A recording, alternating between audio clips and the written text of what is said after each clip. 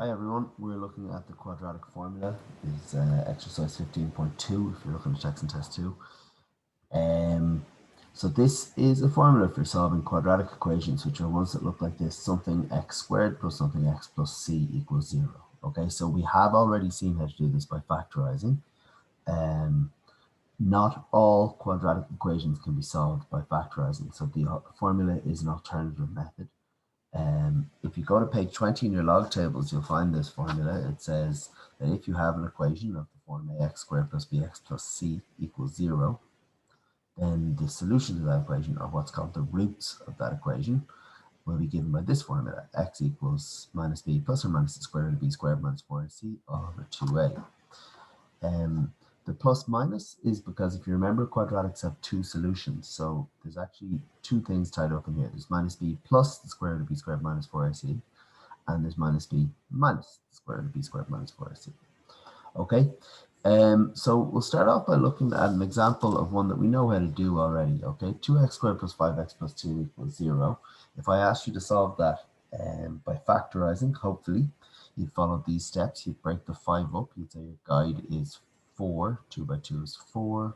1 times 4 makes 4, but 1 plus 4 makes 5. So you pick 4 and 1 to break 5 up. And then factorize by parts to get to here. That's it, factorized. And then you say either this thing is 0, and you get x equals minus a half, or this thing is 0, x equals minus 2. Okay? Now you can pause and take that down if you want to, but that's not really the focus of where this video is right now. The focus is on our other method. So if I gave you that same equation again, and I said, well, now we're talking about a quadratic equation in this form: ax squared plus bx plus c equals 0. What's the value of a? What's the value of b? What's the value of c here? Okay, I might just ask you to pause and write that down, actually. Right, well, hopefully you've said, if that's ax squared plus bx plus c, for us in this example, a has a value of 2, b has a value of 5, and c has a value of 2. Okay, so then what you do is you plug that into this formula. I've rewritten this formula with empty brackets everywhere there's an unknown. Okay, so a, b, and c have been replaced with empty brackets. I'm sorry, I've gone over a little bit here. So minus b becomes minus 5 plus or minus the square root of b squared, that's 5 squared, minus 4 times a is 2, and c is 2 all over twice a is 2. What do we get out of that? Remember, we're expecting to get the same answers. Okay, so that gives us minus 5 plus or minus the square root of 25 minus 4 by 2 is 8 by 2 is 16 all over 4, or minus 5 plus or minus the square root of 9 over 4. 25 take away 6. That's minus 5 plus or minus 3 over 4. Okay, so our answer is either x is minus 5 plus 3 over 4, or minus 5 minus 3 over 4. So that's minus 8 over 4 is minus 2. So there's one of our answers. And this is negative 2 over 4, which is negative a half, which is our second answer. Okay, so for one thing, this method it gets the same answer. It's another way of doing the same type of problem, so that's useful. But if you're given an example like this one here, you can go and try and factorize this if you want, but you won't be able to factorize it. Okay, I'll tell you right away, you won't be able to factorize it. And some quadratics you can't factorize, so you have to use this formula. Okay, so just pause the video there, write down what a, b, and c is, see if you can fill in the formula yourself. Okay, hopefully you said that's a 1x squared plus 2x minus 5. So a is 1, b is 2, c is minus 5. Okay, and the minuses are really important here, so do pay attention. It's very easy to make mistakes with your signs. It's something that we see quite a lot. So minus 2, we being teachers. Minus b plus or minus, there's the formula over there, b squared minus 4ac. You should learn this off by heart. It is in the log tables, but you're going to see it so much that you may as well just learn it off by heart. Plus or minus b squared is 2 squared minus 4ac. 4 times 1 times c is minus 5. All over twice a is 1. So we get minus 2 plus or minus the square root of 2 squared is 4. Minus 4 by minus 5 is plus 20. Okay, if you're ever getting a negative number inside a square root, you've done something wrong. For junior cert, you might see that at leaving cert level, alright. So that's minus 2 plus or minus the square root of 25. Well, this one actually I picked wrong because this one can be solved as a fraction. Okay, so, well, let's finish that. So minus 2 plus 5 over 2, or minus 2 minus 5 over 2.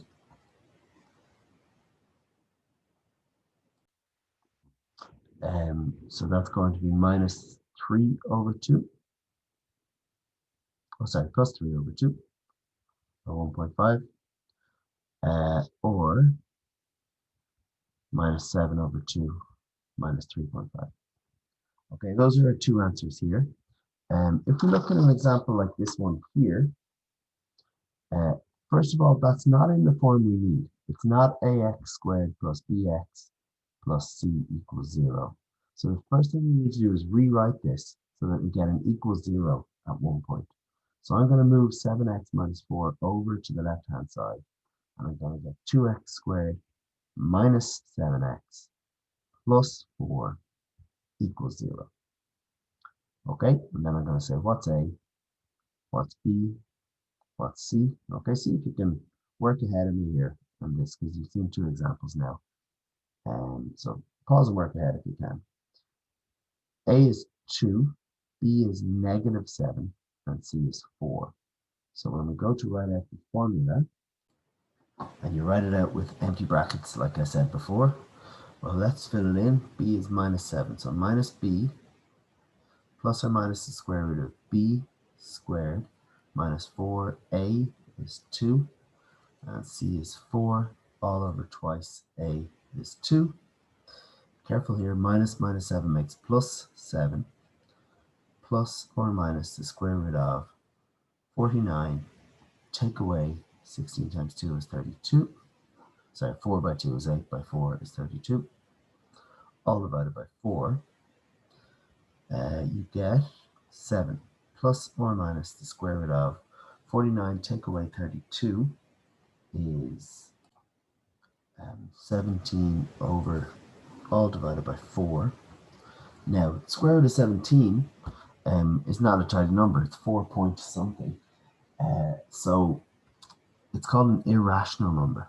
And what that means is, if I change that to a decimal, square root of 17, see that there. If I change that to a decimal, okay, the decimals go on for as much as the calculator can produce as an output, but actually those decimals go on forever, and they go on forever with no discernible pattern.